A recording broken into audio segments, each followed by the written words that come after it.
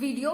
So guys, I've brought this video to let you people know some of the concepts related to this essay writing. जैसे कि अब आप लोगों का IBPS PO mains NSBI PO mains आ रहा है, तो उसमें आप लोगों का डिस्क्रिप्टिव में essay writing and later writing की बात करते हैं. तो firstly we'll talk about essay writing for today.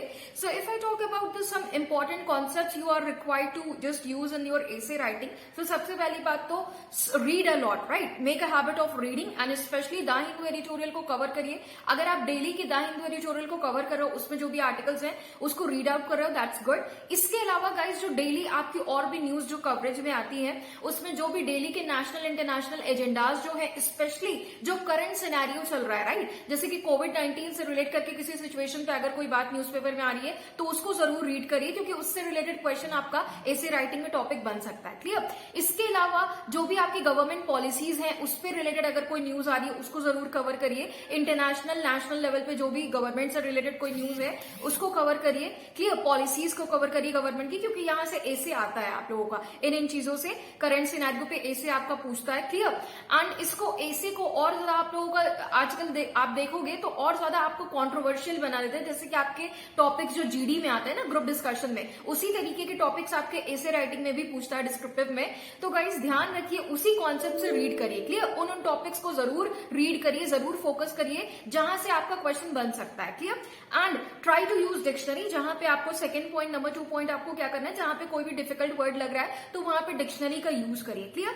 Third चीज इज गाइज, आप लोगों को राइट करना बहुत जरूरी है. आप सपोज जो भी टॉपिक पढ़ रहे हो तो उस पर 200 to 300 वर्ड्स अपनी ओन लैंग्वेज में उसको लिखिए. Try to write the gist of the entire paragraph what you have read in that paragraph in your own words. अगर आप द हिंदू एडिटोरियल पढ़ रहे हो, कोई आर्टिकल पढ़ रहे हो द हिंदू एडिटोरियल से, तो उसको अपनी वर्ड्स में लिखिए. ये टेंडेंसी गाइज आप लोगों को तब तक करनी है जब तक कि आपका डिस्क्रिप्टिव इंग्लिश का एग्जाम हो नहीं जाता है. क्लियर. डेफिनेटली मैं आप लोगों को बेट कर रही हूँ ऐसे राइटिंग में कहीं नहीं फंसने वाला है अगर आप ये प्रैक्टिस लेकर चलोगे. डेली प्रैक्टिस बनाइए कि 1-2 आर्टिकल रीड करिए. द हिंदू एडिटोरियल अगर आप रीड करो, उसके अलावा नेशनल इंटरनेशनल लेवल की जो पॉलिसीज हैं, कोविड-19 से रिलेटेड कोई न्यूज आ रही है, कॉन्ट्रोवर्शियल न्यूज है, तो उसको जरूर कवर करिए अपने रीडिंग में. और रीड करने के बाद उस पर आप लिखो 200-300 वर्ड्स अपनी ओन लैंग्वेज में. उसकी जस्ट लिखिए, समरी लिखिए कि ओवरऑल पैराग्राफ में आपने क्या पढ़ा, क्या समझा. क्लियर. एंड गाइज बेटर ये होगा कि आप पेन कॉपी पे ना लिखकर आप डायरेक्ट लैपटॉप पे प्रैक्टिस करो. राइट.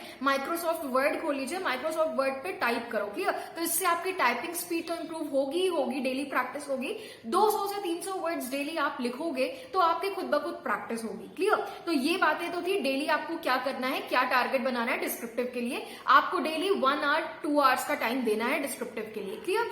आर्टिकल रीड करिए, देन उसके बाद फौरन से आपको 15 मिनट निकालना है और जो आर्टिकल आपने रीड किया उसको लैपटॉप लेकर बैठिए, एमएस वर्ड खोलकर बैठिए. उस पर 200 से 300 वर्ड्स में आपने जो भी पढ़ा हुआ है आर्टिकल में, जो आपको समझ आया है, try to write the summary of that article in your own words. अब लिखने की बात आती है. अब ये तो बात हो गई कि आपको डेली करना क्या है. क्लियर. अब इसके बाद बात आती है कि जब हम अपना ऐसे लिखेंगे तो ऐसे में क्या क्या बातों को हमको ध्यान में रखना है. What are the points which we are required to keep in mind while writing an essay. तो सबसे पहली बात तो देखो, आपका ऐसे जो है, सबसे पहले तो एग्जाम में जो क्वेश्चन ऐसे राइटिंग के लिए आता है उसको ध्यान से पढ़िए, डायरेक्शन ध्यान से पढ़िए. And guys very important thing, try to keep in your mind the word limit. Exact word limit जो है +-5-10 चलता है, लेकिन +-50-100 वर्ड्स नहीं चलता है. क्लियर. तो +-5-10 चलता है आपका, तो इसलिए वर्ड लिमिट को स्ट्रिक्टली ध्यान में रखते हुए ऐसे आप लिखेंगे एग्जाम में. डायरेक्शन को बहुत अच्छे से पढ़ेंगे, क्वेश्चन में क्या पूछा है आपसे उसके according. And guys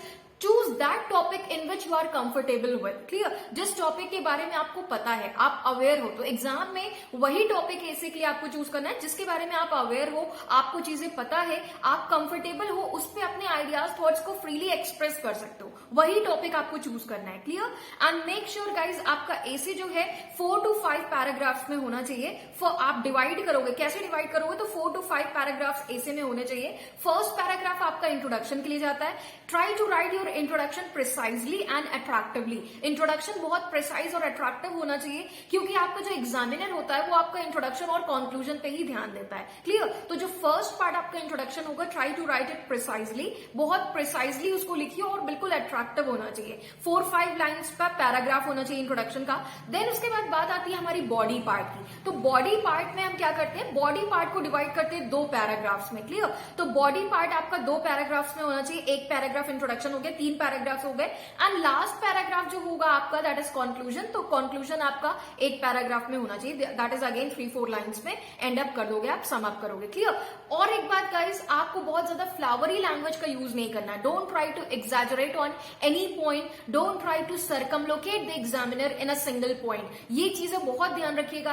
and don't try to make silly grammatical mistakes. Clear? आप कोई स्टेटमेंट लिख रहे हो, उसमें ग्रामेटिकल मिस्टेक्स नहीं होनी चाहिए। एग्जामिनर को पढ़ने से ऐसा नहीं लगना चाहिए कि आप किसी बात को बार बार घुमा फिरा के वही बात आप बता रहे हो। Clear? So don't try to circumlocute on any specific point. Make sure ये बातों का ध्यान रखना है जब आप ऐसे लिखोगे। एंड और क्या चीजें हैं, हाँ, तो यही है, एग्जैजरेशन अवॉइड करिए, बहुत ज्यादा एग्जैजरेट मत करिए, टू द पॉइंट लिखिए, प्रिसाइज लिखिए। बहुत ज्यादा उसी बात को एग्जैजरेट कर रहे हो, आप बढ़ा रहे हो, that is not the clear way, correct way. Clear? तो ये बातें थी गाइस आप लोगों की एसे राइटिंग के लिए। कोविड-19 से जितने रिलेटेड आपके जो न्यूज़पेपर में जो भी सिनेरियोज आ रहे हैं, जो भी न्यूज़ेस आ रहे हैं, उसको कवर करिए। जैसे अभी आप लोगों का ये किसान बिल जो था, इस पे आपका जो कॉन्ट्रोवर्शियल डिस्प्यूट जो चला, तो उस पे आपका ऐसे आ सकता है। तो इस तरह के टॉपिक जरूर कवर करिए, जरूर रीड करिए, और रीड करने के बाद तुरंत से लैपटॉप लेकर बैठिए, माइक्रोसॉफ्ट वर्ड में 200 to 300 वर्ड्स में उसको समरी आप लिखिए। और लिख के जब आप डेली ऐसे प्रैक्टिस करोगे गाइस, तो बिल्कुल आई बेट कि ऐसे राइटिंग में आपको कहीं नहीं फंसने वाला है, कहीं आपको ऐसे राइटिंग में प्रॉब्लम नहीं आएगी। Clear guys?